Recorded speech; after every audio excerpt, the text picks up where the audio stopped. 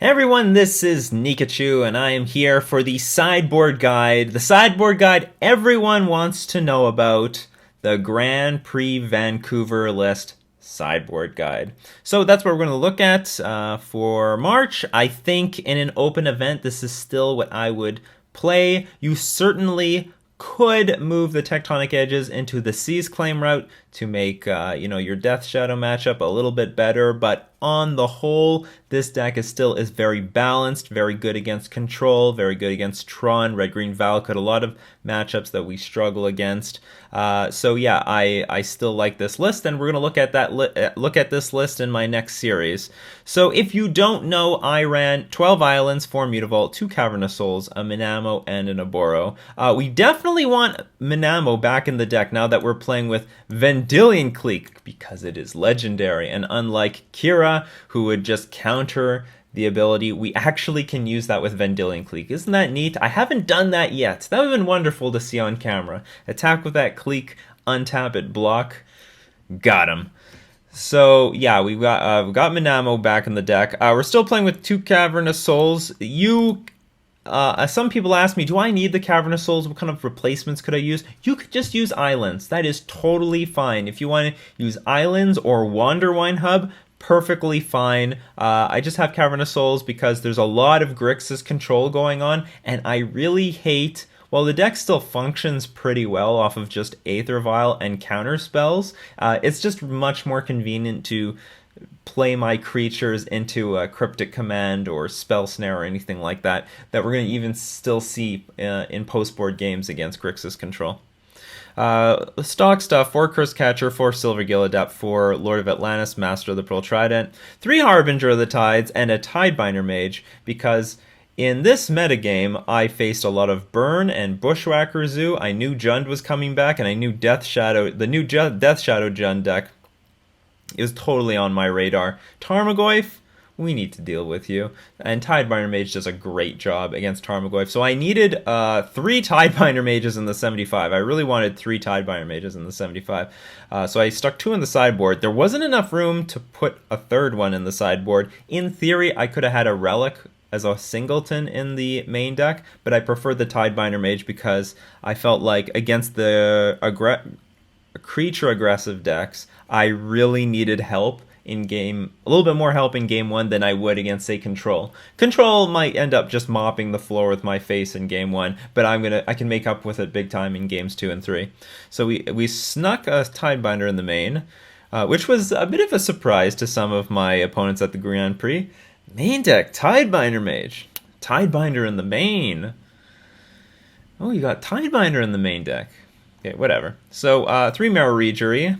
If people don't know, we need a density of at least 10 Lords in the main deck for the deck more or less to function consistently. So, yeah, so we need at least 2 Marrow Reejerey. It's not mandatory to have 3. This isn't like the stock number, but you can have anywhere between 2 and 4. So I experimented with once with 0, putting them in the sideboard, and I had some niche success, but in the end I went back to put the Marrow Reejereys back, and yeah, we got the 2 Vendilion Clique. Seriously, Clique is better than Kira in the whole grand scheme of Modern. Clique is better. We see a lot of results right now with Clique. The thing is, where Kira is good, Vendilion Clique is okay as well, or just as good in her own way. But where Kira is terrible, Clique is amazing against those ad nauseum decks, against the Red-Green Valakut deck, against all the other, basically any combo deck. She is beautiful. Clique is I think the new stock card going into Merfolk. If for budget reasons you don't need to play her, you can always play an extra Reejerey and a Kira, or even just 2 Kira. That's fine, but I do think Clique is just hands down better than Kira right now, and maybe so for any foreseeable future. We are going to play with 4 Aether Vial, 4 Spreading Seas, 3 Dismember. I actually think Dismember is going to be the better card going into the future because of the new Storm deck with, what's his name? I got a copy of him here. Beryl, Chief of Compliance. You're not gonna. Merfolk's not gonna comply with you. We're gonna play the Dismember, kill him off immediately. Storm is all over the place. I think it's a much. I don't know which one's better, Dismember or Vapor Snag against Death Shadow Zoo. I have not played against. I haven't played anything online since Grand Prix Vancouver, so I'm gonna find out in my next league. Uh, Dismember. Dismember just where we want to be. I'll just say that right now. That's just where we want to be. And the sideboard, 4 Tectonic Edges, great against Tron, great against Jund, great against all the control decks, specifically Grixis control, and the Titan Shift deck is also it's useful. Unified Wills, Tron, and that red green Valakut deck. The problem is online, I feel like 20% of the metagame is that stupid red green Valakut deck. Seriously, I'm up against it like every single league. Even my comment section is making fun of it. It's like the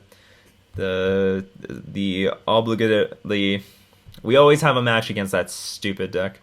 3 Dispel, we want the hard counter. Hard counter, very important for the control decks, for the combo decks, especially like Ad Nauseam, but most importantly for Burn. Burn is all over the place. It was all over the place in paper, and we need a hard counter to deal with their spells. And not those sort of flimsy counters like Spell Pierce, where I have a lot of games against Burn where they go long and they just have the extra mana to pay for Spell Pierce. Not that Spell Pierce is terrible, but Dispel is better. 2 Relic of Progenitus, you just need some graveyard interaction. Great against Snapcaster Mage decks, great against Tarmogoyf, and the 2 extra Sideburn Mages like I talked about earlier. So let's go through the matchups. So I'll admit that in the Death Shadow matchup, it's not. I don't have like a concrete solved sideboard plan yet. Probably it might take months to find out exactly what we want to do against Death Shadow. In addition, they may change their deck over the next few months. The list that won Grand Prix Vancouver, that's sort of like the early iteration of this thing, and it may get more refined and more perfected. We might find out that Bug Death Shadow is the best list with Delver of Secrets, for example. So, but for the time being, on the play, I'm going to still take out the Aether Vials. We're going to take out 2 Master of Waves. I'm going to keep 2 because I think on the play Master of Waves probably should be fine. And we're going to bring in the Relic of Progenitus, the Tidebinder Mages, and 2 Tectonic Edges. But on the draw, we're going to take out all the Master of Waves. I think we're going to be way too slow on the draw. We're going to take out 2 Relic of Progenitus. We're going to bring in 2 Relic of Progenituses and 2 Tidebinder Mages. And we definitely want to have those Aether Vials on the draw because in the games where Death Shadow is incredibly fast, we'll need it to catch up against them. Just like we saw in games 1 and 3 against Josh Utter Layton. He was just out of the gates super fast, and I got massacred in game 1, but I didn't have a chance in game 3. So I'm keeping the Dismembers in right now, but you could, in theory, take the Dismembers out for the Dispels like I did in the top 8 of Grand Prix Vancouver. I don't know what's best yet, but in theory, I think I would prefer to have a reactive card that isn't tying up mana. Whereas with Dispel, you need to always be holding up 1 mana all the time, and I think Dismember will kill Death Shadow a decent chunk of the time because Death Shadow, the sweet spot is to be between 7 and 10 life against Merfolk, and they have to get down to at least 7 to get out of range of the Dismember. And if they go any lower than that, then they run the risk of just dying because we could Island Walk kill them or something for easily 6 damage. So against Grixis Death Shadow, we're just going to take out all the Spreading Seizes because they've got islands. And we're going to take out 1 Tidebinder Mage because I don't think that they are going to be running anything that we can tap down. And we're going to bring the Relics and the Dispels in this matchup. Against Sultai Death Shadow. Yeah, here is still also an unsolved version. Maybe taking out Aether Vial on the play is fine as well. Like maybe Spreading Seas is still good because they may not be running too many lands, and hitting hitting their black sources still hurts them. I don't know, but I'm going to just take out the Spreading Seasons because we don't really need the islands. And against Sultai's Death Shadow, we will go with a very similar sideboard plan, but we're going to keep... So we're going to take out 4 Spreading Seasons, we're going to add 2 Relic of Progenitus, and we're going to bring in Tidebinder Mage if they play with Tarmogoyf, and we're going to bring in Dispel if they don't play with Tarmogoyf. So against normal Jund, finally normal decks, we're going to take out all the Aether Vials. We don't need them. We're going to take out 3 Harbinger of the Tides as well, and we're going to take out a Mutavault. And what are we going to bring in? We're going to bring in 1 Dispel, just sort of fill in some space. 2 Relic of Progenitus, 2 Tidebinder Mages, and 3 Tectonic Edges. And honestly, if I get the opportunity, I'm going to experiment with 4 Tectonic Edges, and I'm going to take out 2 Mutavaults. And I'm going to be... This is an idea that Petter Sokoric, he had this idea against Grixis Control. Let's take out 2 Mutavaults and add 4 Tectonic Edges so that we don't have too many lands in our deck. But at the same time, we want to play with the Tectonic Edges. And I think that's a very interesting idea that maybe I can explore against Jund. Let's play with all the Tectonic Edges, but not have too many lands in the deck that we feel like we're flooding out on lands. We're still going to have a good density of creatures and lands, and we're just going to take out the Mutavaults. Against Bant Eldrazi, we're going to bring in 2 Tidebinder Mages and take out 2 Curse Catchers. Tidebinder Mage can tap down Noble Hierarch, tap down Birds of Paradise. You want to slow those guys down. The only good thing about Curse Catcher is that it gets out of range of Engineered Explosives, because Bant Eldrazi will want to play Engineered Explosives on 2, and cards like Curse Catcher and Vendilion Clique and Master of Waves and Meroregery get out of range of the danger. But Curse Catcher still overall is like the most garbage card in the matchup because he doesn't actually do anything except help our curve. Against Eldrazi-tron, I like the idea of Tectonic Edge, and I don't like the idea of Tidebinder Mage. And we're going to take out 2 Curse Catchers because, again, not very good in the matchup, but still useful for the curve, but we'll take it out for the Tectonic Edges. And I'm going to take out 1 Mutavault. I'm still playing around with this idea that if we were going to bring in a bunch of Tectonic Edges, we should be replacing some number of Mutavaults. And against Abzan, which is just the white version of Jund, we're going to bring in Tidebinder Mage, 2 Relic of Progenituses, and 3 Tectonic Edges. We're going to take out the Aether Vials again. We're going to take out 1 Island, because they are a Path to Exile deck. And when you're up against a Path to Exile deck, you have some room to take lands out of your deck. Now, if I didn't have any Tectonic Edges in my sideboard, I wouldn't take this land out. But because I'm adding a bunch of lands in, I'm willing to remove an island, because if they Path to Exile one of our creatures, we're going to find that island and put it into play. And we're going to take out 2 Curse Catchers. Curse Catcher is actually quite poor against Abzan. We don't have many good targets for countering anything. Sometimes Damnation, sometimes, but that's about it. Whereas with Jund, they've got everything. They got Terminate, they got Kolaghan's Command, Jund Charm, Anger the Gods, Damnation. They've got it all. Whereas Abzan, like, do we want to Curse Catch a Lingering Souls? Do we? Nah, that feels bad. That's no good. Against Affinity, we're gonna bring in those Tidebinder Mages. Look at that hot tech. Someone looking at this sideboard guide must not... What is going on? He's bringing Tidebinder Mage in a mono brown deck. This thing doesn't tap down brown creatures. So the idea is we're going to take out Master of Waves. Normally you want to take out all the Master of Waves, as many Master of Waves as you can. Also you want to take out all the counter spells that you can, but we don't have any in the main. We need to lower the curve. Master of Waves, at its earliest, is attacking on turn 6.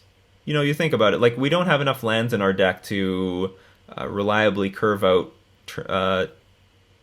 to play a Master of Waves on turn 4. We're going to miss a land drop somewhere along the lines, and we could semi-reliably cast them on turn 5. What we definitely would do is get them in play on turn 5 with Aether Vial.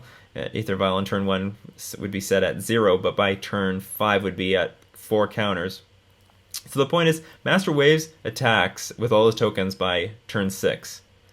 Why are we alive on turn 6 against Affinity? If we're still alive, then that means something went horribly wrong for their deck. And if something went horribly wrong for their deck, we probably could win without the Master Waves, and that's the point.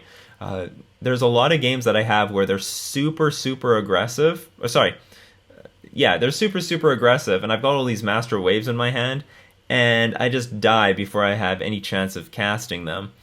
And then there are... so that makes Master Waves bad.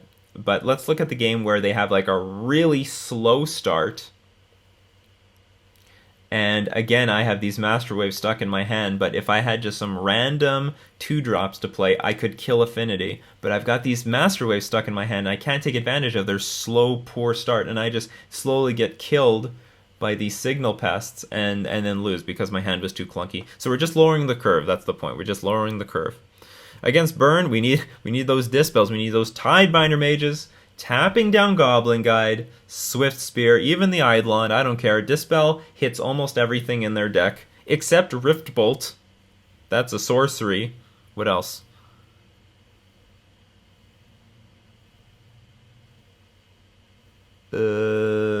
Rift Bolt and...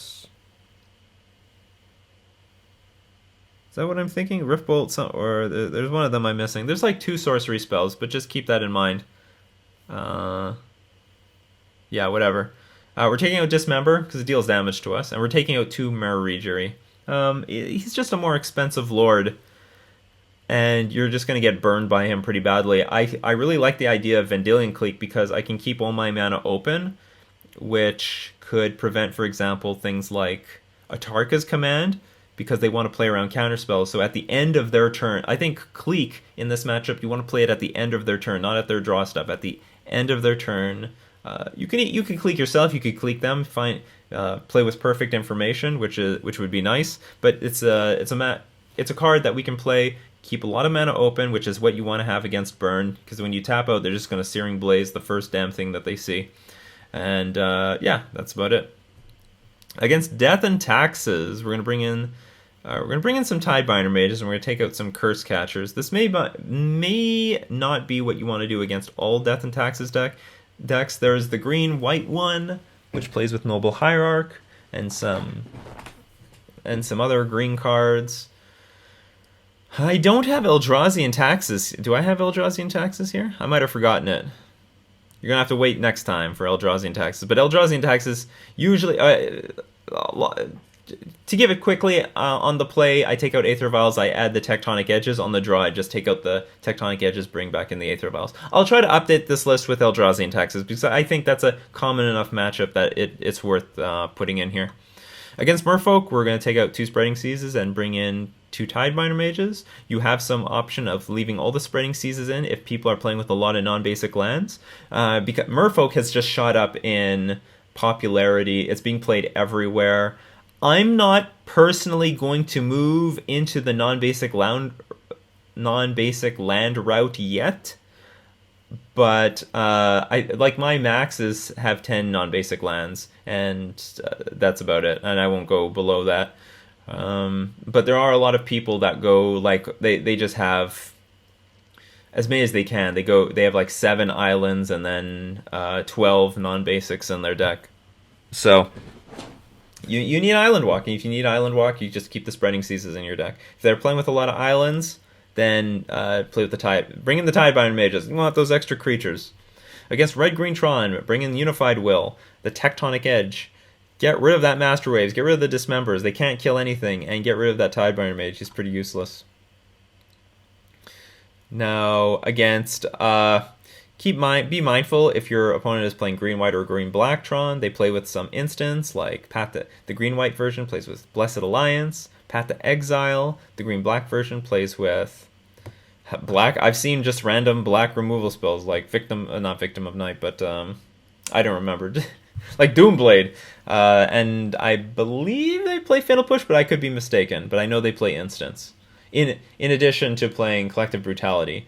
Don't bring in too many, though, because green-black I don't think plays too many instants, but they play instants. Green-white definitely plays instants, but you could bring in 2 Dispels for 2 Harbinger of the Tides. Grixis Control. This is an art to play against. You're going to bring in all the Dispels. They've got a lot of instants. You're going to bring in the Relic of Progenitus and the Tectonic Edges.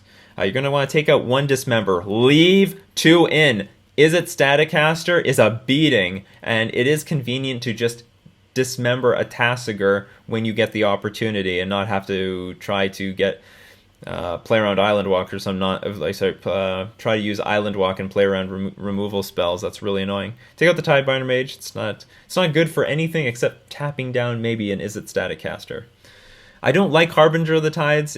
Yeah, you can play it for flash, but I think Island Walk is pretty important in this matchup. You never know when they're going to play a Pia and Kiran Nalaar. They play with Tasigur. They play with they just play with enough. Some versions play with enough creatures that I want Island Walk a lot, and I don't want this stupid Harbinger. We're going to bring in all the Tectonic Edges, so we're going to take out 2 Mutavaults, and we're taking out 2 Curse Catcher, because I don't want to take out anything else. I don't want, like, Mara Rager is sort of a clunky creature, but it gets around Engineered Explosives, and I want my curve more or less nice and lean. I don't want to be too vulnerable to Engineered Explosives on 2, which is another reason why I'm taking out Harbinger of the Tides. You gotta be prepared for that Engineered Explosives, because that can always wreck you so badly. I mean, they sometimes just put it on 2 and then sit on it like a baby until trying to make you crack it, and you can just play around it by playing 3 drops and 4 drops. Blue-White Control. This is not a good matchup, and it's so bad I'm willing to bring in Unified Will. Unified Will has a lot of targets against this matchup. Sphinx's Revelation, Planeswalkers, Restoration Angel. So I don't mind bringing in Unified Will. 3 Dispels for all their stuff. 4 Tectonic Edge. I don't think Tectonic Edge is that great in this matchup, but it is nice to keep their land count low enough so that they can't get away with steal the game with Sphinx's Revelation, like on a really big one, or maybe we can make it difficult for them to get to that Gideon mana. The deck plays with so many lands that trying to Tecton, and you can't mana screw them because it's a 2-color deck, but I think it's worth it to have. I think it's worth it enough that I'm going to play it. So 2 Relic of Progenituses. We can't really mana screw them, so we're going to take out the Spreading Seas, and we don't need land. Sometimes I like to keep Spreading Seas for the Colonnades, but we're bringing in 4 Tectonic Edges, so I think that's more than enough. We're going to take a Master of Waves because it's just a 4-mana thing that gets path exiled anyway, so who cares. We're going to take out 1 Dismember, keeping 2 of them in for Restoration Angel. We're going to take out 2 Islands because this is a path to exile deck. And the game goes long, so you can expect one of your creatures to get path to exiled. Just let it resolve, get more lands into play. It's beautiful. So we're going to be, we take out some islands for that. Take out the Tidebinder Mage and the Harbinger of the Tides because they're sort of useless. Jeskai Control. Here you want to bring in the Tectonic Edges. They are a 3-color deck. Mana screw them, turn them into a mono blue deck, and the game is going to be easy from there. 3 Dispels, 2 Relic of Progenituses to deal with the Snapcaster Mage, and we're going to taking out the 3 Harbinger of the Tides. Again, it's just a flash creature that we don't need, and it gets in the way of Engineered Explosives. We're going to take out a Tidebinder Mage. All 3 Dismembers. I don't think, like most Jeskai Control decks are now all on Nahiri, and not... Oh, this could be a mistake, though.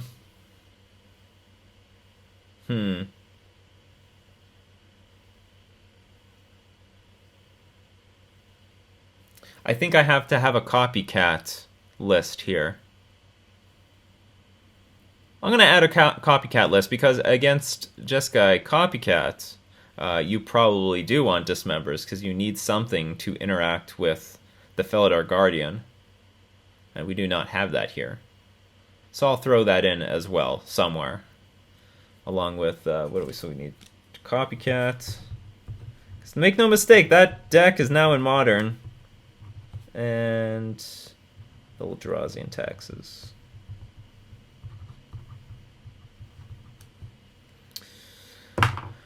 Yeah, so that's all that for against Jeskai Control. Remember, they're a Path to Exile deck, so we can take out some islands. Lantern Control, Prey, because this is a horrible matchup. We're going to bring in the Unified Wills to hopefully counter an Ensnaring Bridge. We're going to bring in Relic of Progenitus because they recur stuff from their graveyard back on top of their library with Ancient No, this is not the card. Academy Runes.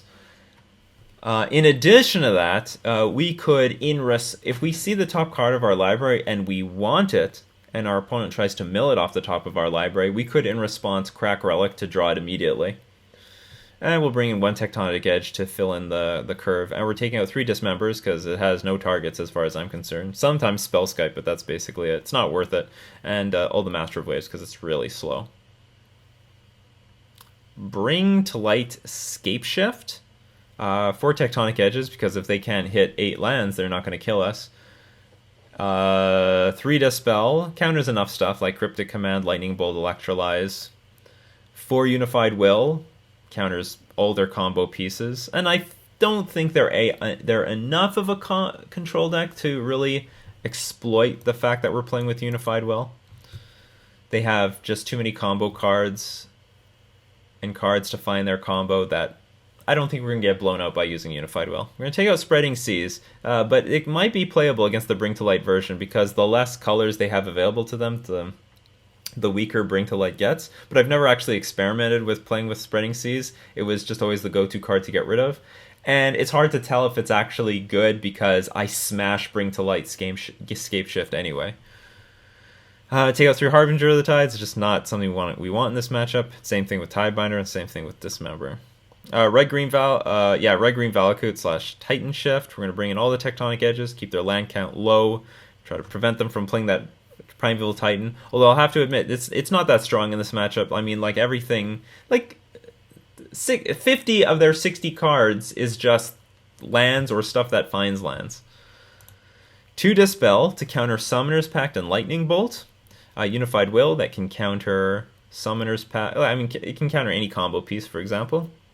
2 Tidebinder Mages that can tap down a Primeval Titan. You especially want to vial that thing in when it's at its attack step.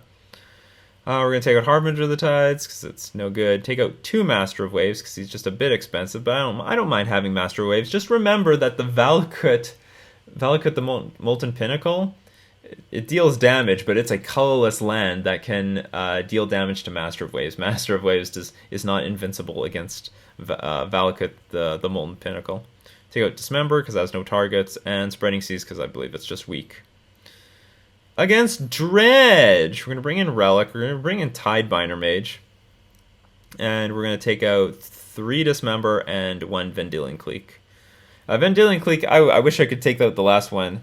This is the one matchup where Clique feels pretty bad. Hand Disruption, not that relevant against Dredge.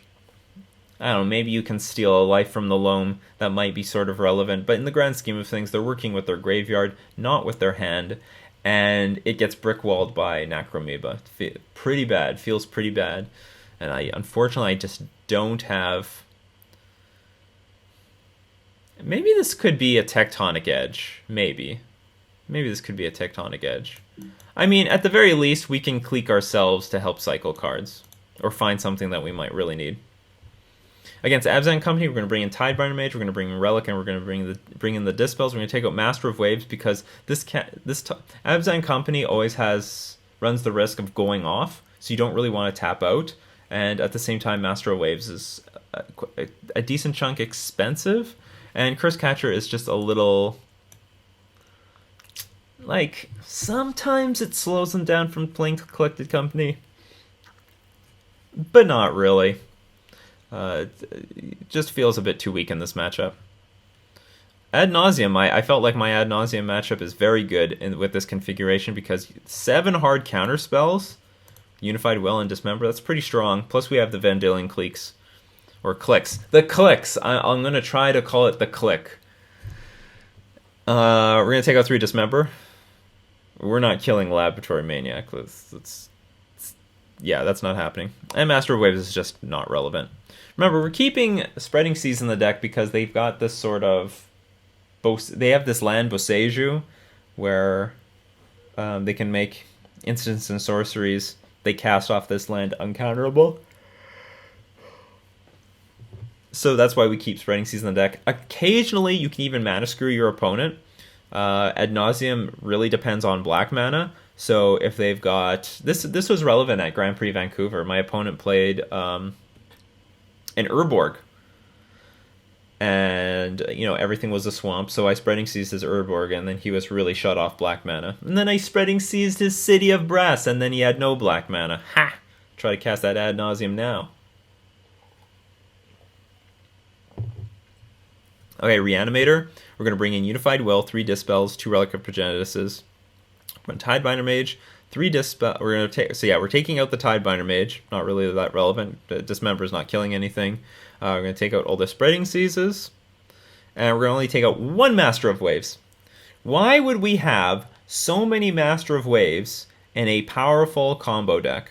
And the answer to that is sometimes. I mean, I won't say the games go long, but if you're holding up mana, they'll take more time to combo off. But the point is, when you slam a Master Waves on the board, we now can survive Emrakul! Emrakul is not actually a win condition for them, because they'll hit us for 15 and we'll sack all the tokens, and we're very likely killing them on our next turn. So the win condition that they're gonna need in this situation is only Grizzlebrand, because it gains them life and draws them more cards. They might win on the spot if they have a Grizzlebrand, but if they just have Emrakul, they very likely are not winning. They'll just hit us for 15. We'll sack a bunch of either lands, or like lands in addition to elementals tokens, but we very likely are going to have lethal on our following turn.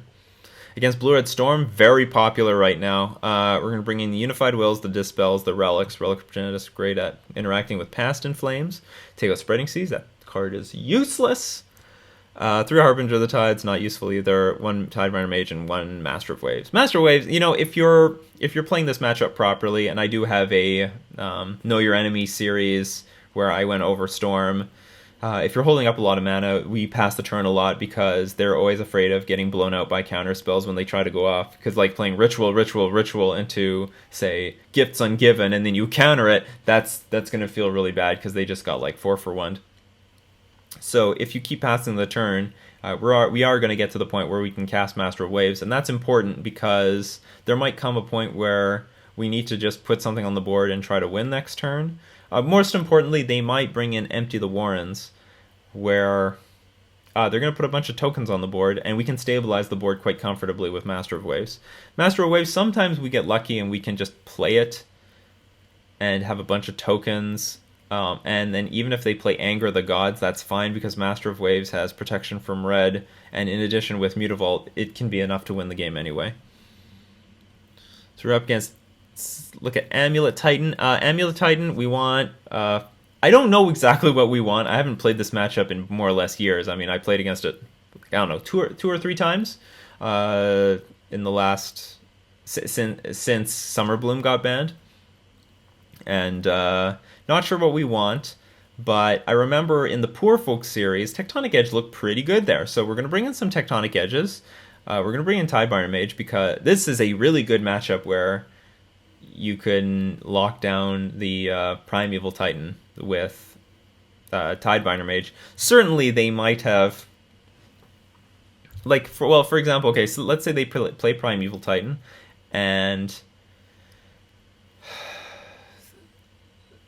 they have 2 options. They can look for a Teleria West so that they can search out more Primeval Titans, or what they'll normally do is get the land that will give it haste, because they expect to attack, and then they can get a Teleria West. But if they give it haste at the beginning of their combat step, we can vial in a Tidebinder Mage, tap down the Primeval Titan, and then they don't tutor anymore for anything else. Take out 1 Spreading Seas. I think Spreading Seas sometimes can slow them down. They'll play a bounce land, and then you Spreading Seas the bounce land. They need to play another bounce land to return the old bounce land, and their situation hasn't changed. They still have just this 1 bounce land in play. Yeah, we're going to take out Harbinger. It sucks. Take out 1 Master of Waves. Take out 1 Cavern of Souls, because we're bringing in all these Tectonic Edges. We're going to keep all those Dismembers in there for that Secura Tribe Scout. For Azusa, got to keep those Dismembers. Very important. And Master of Waves, I like the idea of playing around engineered explosives with this guy, and also maybe occasionally we can go wider than their Hornet Queen. Oh yeah, and that's another reason we want Spreading Seas, so that we have Island Walk against Hornet Queen, which they're bringing in. Living End, 2 Tectonic Edges, 4 Unified Will, 2 Dispel. Why would we bring in Dispel, you might ask? Well, they play with Ricochet Trap, so if we try to Unified Will their Living End, they may play Ricochet Trap, which is an instant, and then we could Dispel the Ricochet Trap. They also play with other instants like Beast Within, which can be really annoying. So we're not bringing in the full 3 Dispels because they might end up being clunky, but they have applications against Living End. We're gonna bring in the Relic of Progenitus. That thing's great. Watch out for that Ignot Chewer. I'm probably pronouncing that wrong for the millionth time, but you watch out for it. It's annoying. Yeah, we're gonna take out 2 Spreading Seas. I don't mind having 2 Spreading Seas for the occasion where they might Living End and we bring back a board onto the board and they have a bunch of stuff. But in general, I don't think too many Spreading Seas is very good against this deck. I really hate it when my hand is just full of Spreading Seas. Dismember sucks. Harbinger of the Tides is okay, but I just don't want it for this matchup. And I'm gonna take out 2 Master of Waves. Against Elves, we're gonna bring in 2 Tidebinder Mage to tap down their green stuff, the green creatures. We're going to bring in Dispels because they heavily rely on Collected Company and Court of Calling, and being able to Dispel either of those is great. I'm going to take out... I have no idea what is the best sideboard plan, but I'm going to take out 2 Spreading Seizes because this is another matchup where if I have too many of them... I think it's more important to be playing creatures on the board than to have a Spreading Seas available. Like, it's very comfortable to Island Walk for the win against a deck like Elves, but we have the sort of deck where we can just have these huge 5/5 creatures, and we don't necessarily need Island Walk for the win. We're going to take out 2 Master Waves because he can be a bit too expensive, and 1 Vendilion Clique because also it's expensive enough, and I don't know if it's mandatory. But anyway, so that's it. That's the sideboard guide for March. That's the Grand Prix Vancouver sideboard guide. Sorry I couldn't have the sideboard guide out to you for Grand Prix Vancouver, but I made the list more or less the night before the tournament, and I was really tired and I had to go to sleep, and I didn't even have my own sideboard guide for my own tournament. So yeah, thank you very much for being following my channel. Thanks to all my patrons supporting me on Patreon. You guys are awesome, and because of you guys, these sideboard guides are coming out every damn month. Something is coming. So, yeah, with that, this has been Nikachu with the sideboard guide for the list that I played at Grand Prix Vancouver.